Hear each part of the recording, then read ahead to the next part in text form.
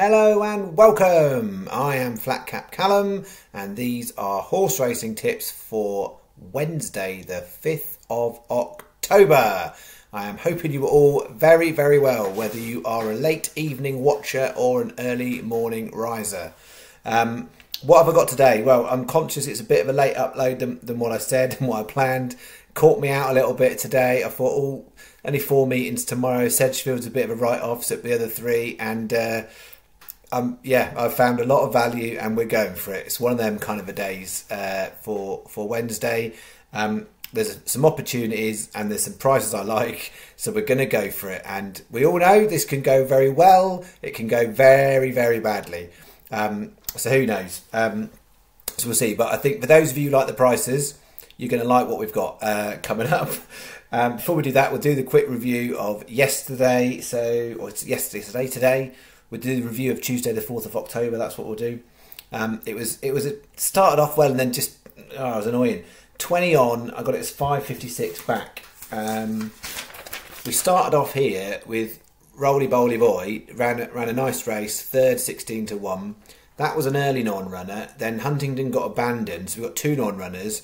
So basically we got down to Musical Ava, which all it would need to do was place, and we almost had the entirety of the money back for the day, because 2 places at those prices with 2 non-runners would have done that. And it looked like it was about to do it, and then it just faded right at the end and came 6th where we wanted 5th. So our hopes were dashed, and it was a 5.56 return, because the unraced 2-year-olds, not very good, terrible, and ran with credit is where we got to, but none of them placed. And then I was really disappointed with this bet, really disappointed. We got nothing back on it. Nothing really ran well enough at all, and I was a bit disappointed. It's more disappointing when you've got a bet and you think you quite like it, and then nothing happens. So not the start of the week I wanted. So 20 on, 5.56 back. Still leaves us slightly ahead for the month after whatever 4 days of the month. So we're not in a terrible situation clearly. A reminder in case you missed it last night, that is the new schedule. So I'm on a new schedule. I'm going down to 5 days a week, 3 evenings, Tuesday, Wednesday, Thursday, aiming for a 10 o'clock upload. Clearly didn't happen tonight. And then Saturday and Sunday by 11 o'clock. So I'll be doing horses for Wednesday, Thursday, Friday and Saturday. So there won't be selections on a Monday or a Tuesday from the channel going forward, unless it's an exceptional day. All right. And then the one thing I was going to say as well, before I get into today's bets, I haven't managed to get through all the comments. I just genuinely was just overwhelmed and humbled by the amount of lovely comments people put. Whether it's about the marathon, about the fact of starting a new job, or people understanding that I'm trying to balance stuff out. Just everybody, just keep being nice, lovely people. It makes the world a better place. So thank you very much for the support, the understanding, and all that jazz.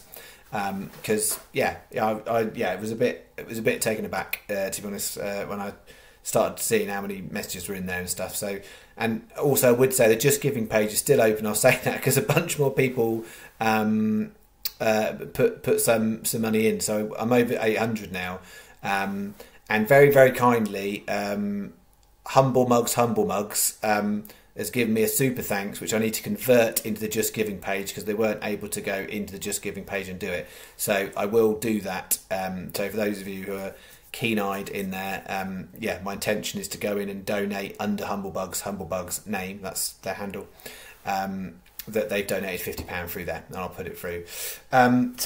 We might get nearly 900, which would be amazing. So I'll keep the link in the description. All right, what have we got then for Wednesday the 5th? So I'm having a right go. I'm going to go stake and a half, £30, and I've done it on 6 bets. I've tried to not make them too complicated because there's a bit of volume and it's late at night, and I don't want people making errors and stuff. I'm having a go with some of these prices, and what I would say is it is amazing because most people, like, my expectation was when I started doing this and I started putting out big prices, people would just think it's a bit of a joke. But clearly I've now got a back history of demonstrating that just because I've got a big price doesn't mean it's a bad tip. And actually, I kind of feel like regular viewers get disappointed if I put a bet out and it's got horses with single figure odds in it, because they kind of think that's a bit of a letdown. I might be wrong. So converse to how it normally would be, most tipsters, I think, put out horses with big prices and people think they're having a laugh. Whereas I think on my channel, correct me if I'm wrong, I think people actually get excited and they go, wow, this could be a good day because you've gone for big prices. Because the actual, we talked about before, the strike rate, the higher odds I go, doesn't necessarily diminish in the way that you would imagine it would do. So let's get cracking through these, and then there was an illustrative point I want to make at the end about extra place races. So starting here, I would say all bets today are Sky Advisory first and foremost, and then some are Paddy second and some are 365, and I'll explain. But for extra places across the board on all 6 bets, Sky are better. So we're starting in the 1:30 Nottingham, Jack's Point 7-1. 3 o'clock Navan, Scarlet Dancer 28s. 5:15 Kempton, Berrygar 16s. 5:30 Nottingham, Glenesque 25-1. It's a 20p each way lucky 15.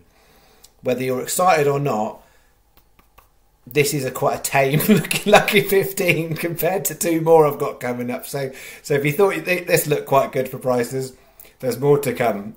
So as I said, it could be a great day, could be a terrible day. That's bet 1. And yeah, that I'm saying on place terms, Sky are better on 2 of the races. Overall, if you're not using Sky, just on margin at the moment, Paddy are better prices tonight. It may well be different if you're watching the video in the morning, but tonight Paddy are better on prices for these. Bet 2. So this is a combination bet at Navan. So again, Sky best, Paddy second best. In terms of place terms, the only difference in the Navan races, I keep saying Navan, it's Navan. The difference in the Navan races is the 225. Sky are 1 extra place. I'd probably want to take it for this kind of a bet, just about. But because you are going to get best price guaranteed elsewhere if you're doing it in the morning. But I would take the extra place. So the 225, Linus Larrabee at 40s and Eleuthera at 22s. 3 o'clock Scarlet Dancer 28s, Furnace Creek 18s.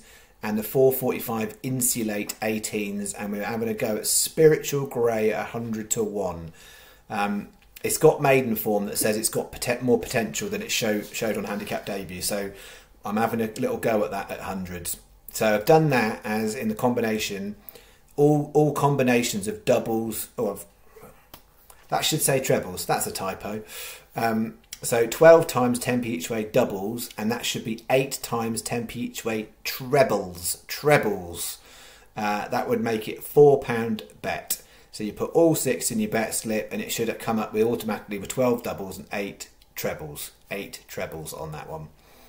So that's £4 your bet. Bet 2. Bet 3 is a full Navan Lucky 15. So this is one of the bigger ones. 225 Linus Larrabee at 40s, 3 o'clock Furnace Creek at 18s, 410 Prioritise 33s, 445 Insulate 18s, 20p each way lucky 15, and we've got an additional single 30p each way on Prioritise at 33-1. Sky best, Paddy next best for prices, and that's 660 your bet 3. Bet 4 is 3 Navan. I can't keep, even though I know what it is, I keep saying it wrong, so I apologise for any Irish viewers. I do know how to say Navan. And so you've got 3 at Navan and 1 at Nottingham on this one. So Eleuthera in the 225 22s, 445 Spiritual Grey 100s, 520. This is a bit of a debatey race, this one. I've chopped and changed. There was a horse in there, it price crashed by 10 points, and I was like, I'm not happy with it, so I took it out, put something else in. It's since come back up a little bit. Overall, I'm going with Rockview Roman. I think that's looks like it's on going back up the way. So 12-1 Rockview Roman.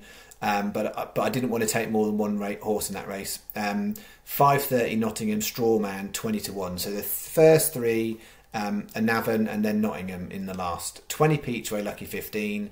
And then I have to put a 30p each way single on Spiritual Grey at 100-1. Sky are currently best price on that horse as well.